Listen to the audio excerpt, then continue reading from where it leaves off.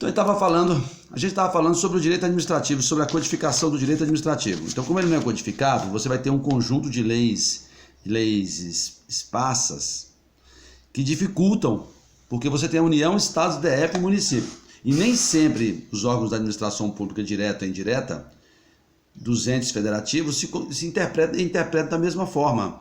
Então você tem que ter muita paciência na hora de você estudar. Estuda em nível constitucional, o direito administrativo a partir do artigo 37, a 8666/93, a 8112/90, e estuda também as leis esparsas, a lei do processo administrativo, os contratos administrativos, vai entendendo como funciona todo esse processo, agentes públicos, administração direta e indireta, mas lembrando que pelo princípio da simetria, deveriam funcionar de forma semelhante à administração pública direta e indireta, e nos estados, DF e municípios, mas nem sempre isso acontece, tá bom? Quando você vai estudar o direito administrativo, a gente vai procurar a lei, porque o direito administrativo é pelo princípio da legalidade. E qual é o princípio da legalidade?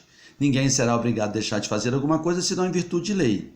O inciso 2º da Constituição. Então o direito administrativo ele é interpretado junto com o direito constitucional. Não é interpretado, não é interpretado separado. Porque pela legalidade o Estado só pode fazer o que está na lei. E o particular pode fazer tudo que a lei não proíbe.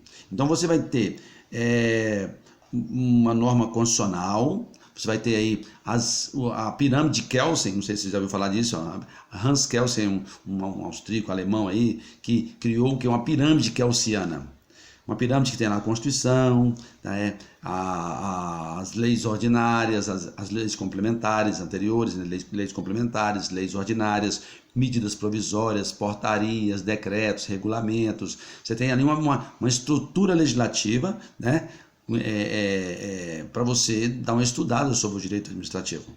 Também tem a jurisprudência, principalmente a jurisprudência do Tribunal de Contas da União e do Tribunal de Contas do Estado, que normalmente fiscalizam a administração pública aí em nível estadual e em nível municipal. Jurisprudência é o que? O conceito de jurisprudência? Jurisprudência são decisões reiteradas no mesmo sentido, que vão criando uma forma de julgar, tá? Através de súmulas, jurisprudências, tendo o mesmo sentido. Uma jurisprudência não cria jurisprudência, um acórdão, uma sentença. O que vai criar jurisprudência são várias sentenças, vários acórdãos no mesmo sentido. Tá bom? Você tem também, estou colocando as fontes, os regulamentos internos para você estudar, do direito administrativo. Você vai fazer um concurso da Agência Nacional de Transportes Terrestres, a ANTT. Você tem que estudar direito constitucional, administrativo e o regulamento interno, o regimento interno da ANTT. Se for estudar para o TST, a mesma coisa, para o Tribunal Superior do Trabalho. Tem que estudar os regulamentos, o regimento interno do TST. Se você vai estudar para o TJDF, Tribunal de Justiça do Distrito Federal, tem que estudar a lei da organização judiciária do Distrito Federal, mais o regimento interno do Distrito Federal. Por isso que tem que estudar direito administrativo e direito constitucional antes. A doutrina também é uma fonte secundária do direito administrativo. Por que fonte secundária? Porque as pessoas se apoiam na doutrina para justificar os seus despachos, os seus pareceres, tá bom? O costume administrativo também é muito importante no direito administrativo. O costume. Porque o costume também é fonte do direito, tá? Então a gente não vai... E aí você tem alguns sistemas administrativos.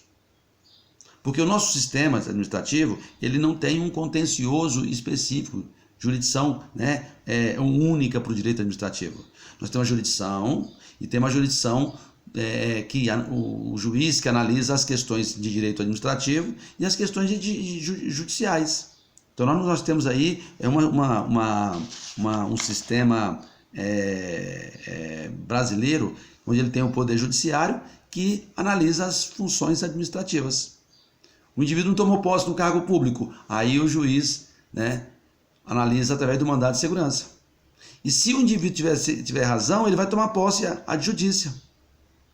E aí o judiciário invade o contencioso administrativo e obriga lá o diretor do órgão a dar posse para o agente, para o servidor que foi impossibilitado de tomar posse.